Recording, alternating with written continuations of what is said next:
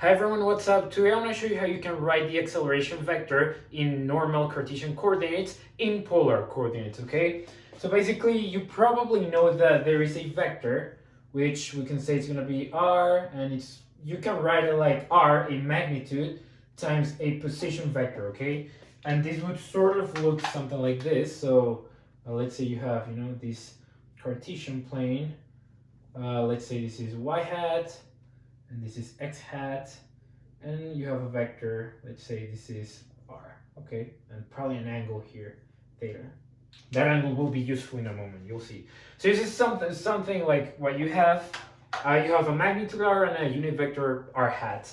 Now, you know the acceleration vector. Well, if you want to find it, you can just differentiate twice this vector, and we can write that something like this. So r dot, I'm going to use that notation, that is just a time derivative. This is just going to be r dot. Here we're going to do the product rule because we're assuming that r hat is not going to be a constant vector. This r is not only going to be extending along the r hat direction, but r hat is going to be able to change. So we have to take the derivative of r hat, and we're going to have a product rule if we do that. So we're going to have this and this second term, okay? So this is just a product rule. And these are time derivatives, of course. And now let's do the acceleration. This is velocity. And now let's do acceleration. This is going to be, we're going to have to do two product rules again, because we don't know if maybe there is an acceleration along the r hat direction. So that is why we have to take the derivative of r hat dot. So we're going to have r dot, let's say r hat dot. I'm differentiating this term first. So let's say we have this plus r hat double dot, r hat. And then we have the second term. If we differentiate that with respect to time, we're going to have r hat double dot plus r dot, r hat dot, okay? So that is what we get.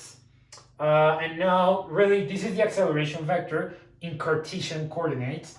And the only thing that's interesting here is this r hat dot and this r hat double dot, okay? Here we also have another r hat dot. But really, these are the two things that we really care about, because it turns out that when you differentiate this vector, you're gonna start to have angular components or angular basis vectors, and then we're gonna be able to jump, using those vectors, we're gonna be able to jump into polar coordinates. So essentially, what I want to show you is that these two vectors, or these two derivatives, they're going to give you theta hat components. Maybe you've seen theta hat. Theta hat is just going to be something like this. So let's say we have a unit vector r pointing this way, r hat, sorry, and perpendicular to r hat, we're going to have another unit vector, which is typically called theta hat, okay? And typically, the derivative or the time derivatives of r hat are going to be written in terms of theta hat, okay? So I want to show you that, well, if we calculate these two derivatives, if we find what they're equal to, we're going to end up in polar coordinates. So now what I'm going to do is I'm going to find r hat dot and r hat double dot, okay? This is really the most interesting part of this video. So to do that, it's really simple. Really, you just have to write r hat. So we know that we can also write the acceleration, the position vector like this. We can say that we've got a magnitude r, and we can parameterize this motion with the angle. So we can say we have cosine theta x hat plus r sine theta y hat, okay? So this is legal, this is something you would do. And now, well, r hat, then it follows, it's going to be the following. It's going to be r hat is equal to, well, you just remove really the magnitude, and you're going to have cosine theta x hat plus sine theta y hat, okay? Now, this is the unit vector, and we just have to find its time derivatives. So let's do that. So let's start with r hat dot. We have r hat dot. Now let's differentiate this with respect to time. So this function, we have to differentiate it using the chain rule, because theta is also a function of time. theta may not be constant throughout time, so we have to use the chain rule here, and we're going to get the following. We're going to have minus sine theta, theta hat, times theta hat, x hat, not sorry, I said theta hat, I meant theta dot, okay? If I ever switch, or if I ever, mix up theta, if I ever mix up dot and hat, just pay attention to what I'm doing, not what I'm saying, okay? To what I'm writing on the board, and you'll be fine. So the derivative of sine, we know that's going to be cosine theta times chain rule, so we do theta dot, okay? And we have y hat. And notice, maybe you can see a pattern here. This vector with components, I'm going to do the following. This is really just a vector that has a magnitude, a unit vector that has not a unit vector, a vector that has a magnitude of theta dot, and then we're going to have minus sine, and pay attention to what these components are, minus sine x hat plus cosine theta y hat, okay? So if you're familiar with vectors, maybe you can recognize that this is equal to r hat rotated 90 degrees counterclockwise. So then notice we have the y component in the x hat component of, so the y component of r hat is now the x component of this vector, and with a negative sign in front. So this is something that we would be able to relate to this here. We know that theta hat is going to be a vector that is perpendicular to r hat. I believe that is really just a definition of this theta hat. So then we can just say that, well, this, meaning r hat dot, so r hat dot is just going to be equal to theta dot times this vector, which happens to be r hat rotated 90 degrees, meaning theta hat, okay? Great, so now you can see that we're really in polar coordinates. Now we have an angular basis vector, which is nice. Now we're in polar, and this is what you would plug for this r hat dot that we have. Now we just need to find r hat double dot, so let's do that here. And actually I'm gonna do it here. We know r hat double dot is just gonna be the time derivative of this, so we're gonna take the time derivative of this, okay? So I'm just gonna write what I'm doing. Dt of theta dot times theta hat. This is equal to, we have to do a product rule here. So we're going to have, we'll differentiate for this one first. So theta double dot times theta hat plus theta dot times theta hat dot, okay? And I'm going to show you what you can do with this one now. So this is nice. We can accept magnitudes like this, like scalar derivatives, we're okay with that. We just want to write in the simplest form possible any time derivative of a unit vector. So now we have to rewrite this so that, here. So that we can find r hat double dot, we need to find what theta hat dot is. So let's do that. Now, one way you can do that is, well, we know the definition of theta hat. We know it's this. I'm gonna highlight this here. This is theta hat. So we're just gonna differentiate that with respect to time and see what that is. So let's do that. Theta hat dot is gonna be the derivative of minus sine theta x hat plus cosine theta y hat. So let's do that. So we're gonna have minus cosine theta. Yep, minus cosine theta. Theta dot, sorry, x hat. Now we're not differentiating, something I forgot to mention. We're not differentiating x hat and y hat because they are fixed unit vectors. They just point along the x-axis and the y-axis. They're not moving, so we don't differentiate them.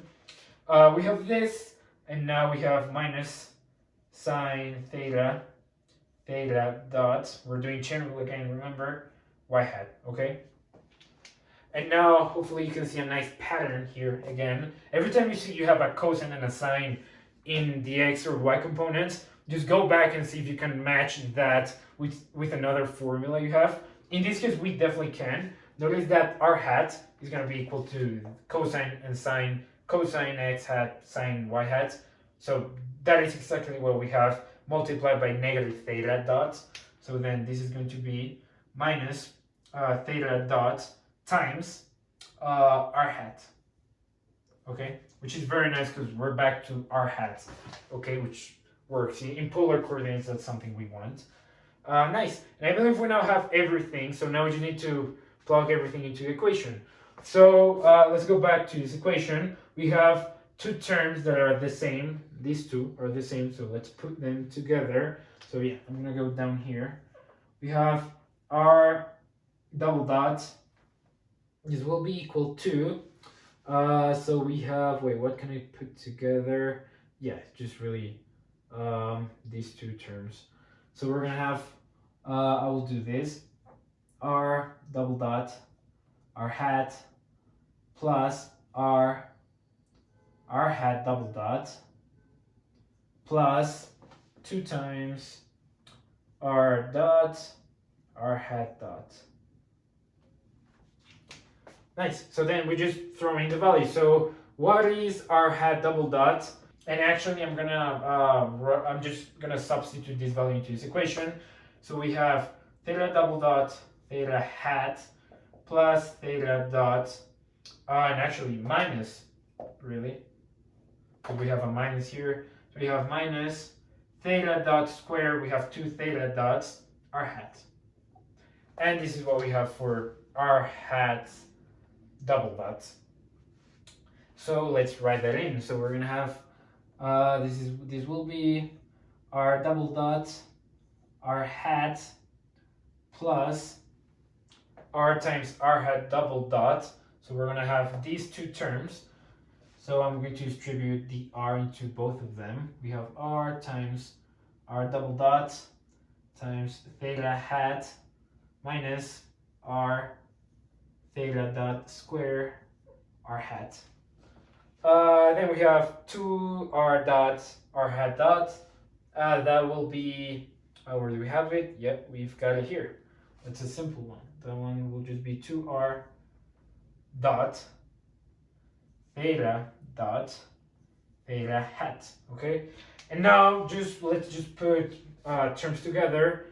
We're gonna have a final answer like this. So r hat double dot will be equal to, so our hat terms, we're gonna have, did I say r hat double dot? Sorry, r double dot. It's so hard to keep up with the dots and hats. I'm sorry if I'm mixing them up. Just pay attention to what I'm writing, okay? Know what I'm saying. So we can put these two terms together. So we're gonna have the following. I'm gonna do it like this.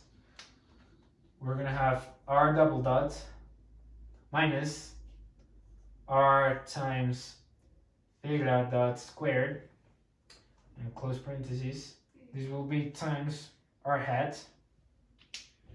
And then we just have plus the theta hat component, which are these two terms. So this and this are the hat components. So we're gonna have, let me do that in black. Oops. R theta double dot plus 2r theta dot. And this is the theta hat component. So this is the unit vector in polar coordinates. Hopefully you find it pretty interesting. This is a nice derivation to do. It's pretty simple as long as you're familiar with vectors and you're able to see, as long as you come up with, as long as you can accept the idea of theta hat and accepting that theta hat is perpendicular to r hat, that is, I would say, the most basic idea that allows this to happen. So then this is what you get at the end.